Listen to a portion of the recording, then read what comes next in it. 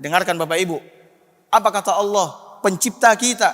Infakkan, belanjakan sebahagian dari apa yang telah kami berikan kepada kalian di jalanku, sebelum datang kematian kepada salah seorang di antara kalian. Lalu ketika kematian datang, dia mengatakan, laula akhartani ila ajalin qarib, tangguhkan ajalku walaupun sesaat, tangguhkan ajalku walaupun sesaat. Untuk apa? Fa asaddaqa wa akum minas salihin, agar aku bisa bersedekah dan agar aku bisa mengerjakan amal soleh.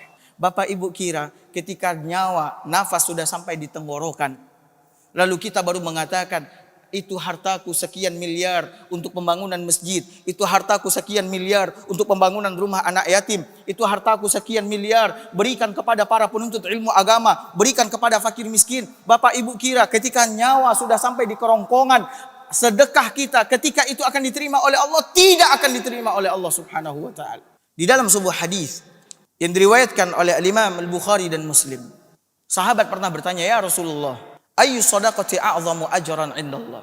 Kata sahabat, wahai Rasul, sedekah yang seperti apa yang paling besar pahalanya di sisi Allah Subhanahu wa taala? Bapak Ibu mau tahu?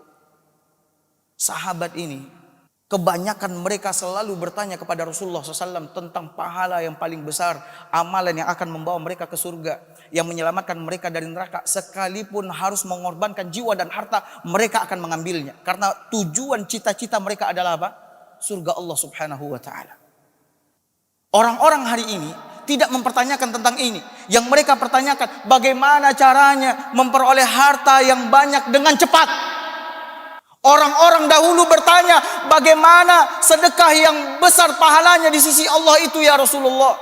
Bukan bagaimana caranya mencari harta dengan cepat dan dapat menghasilkan uang banyak sehingga orang berlomba-lomba mencari harta tersebut.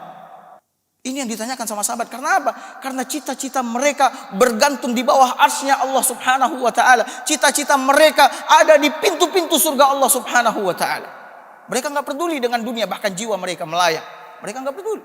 Dengarkan Bapak Ibu, jawaban Nabi kita yang mulia. Beliaulah orang yang paling tahu amalan-amalan yang akan mengantarkan kita kepada keselamatan surga Allah, yang paling besar pahalanya di sisi Allah Subhanahu wa taala. Jawaban Nabi kita yang mulia sallallahu alaihi wasallam, anta saddaqa wa anta sahihun syahih.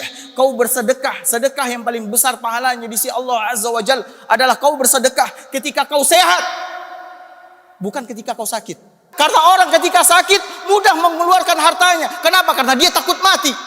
Tapi ketika sehat, jiwa orang lebih condong kepada kekikiran, kebakhilan, pelit. Kau bersedekah ketika kau sehat. Dan ketika kau syahih, ketika kau sangat tamak terhadap dunia, kau bersedekah.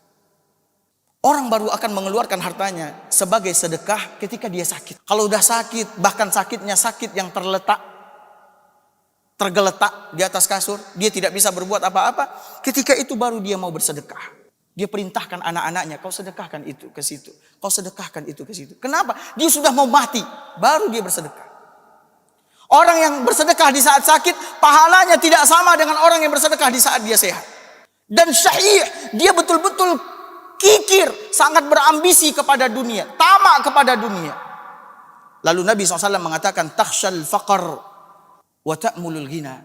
Ketika itu kau takut kau miskin. Sedekah yang besar pahalanya di sisi Allah. Ketika itu juga kau takut akan kemiskinan. Kalau kau bersedekah kau takut miskin, tapi kau demi Allah wa azza wa jalla, demi ridho Allah, demi surga Allah, demi selamat dari neraka kau bersedekah. Dan ketika itu kau mengharapkan kekayaan. Ya Allah, ini adalah waktu-waktu yang memang sangat sulit bagi seseorang untuk bersedekah. Tapi Nabi sudah sampaikan, ini adalah sedekah yang paling besar pahalanya di sisi Allah azza wa jalla.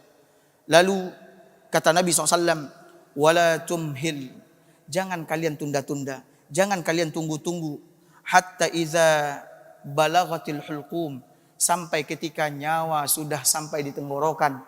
Jangan kalian tunda-tunda, kata Nabi SAW, untuk bersedekah.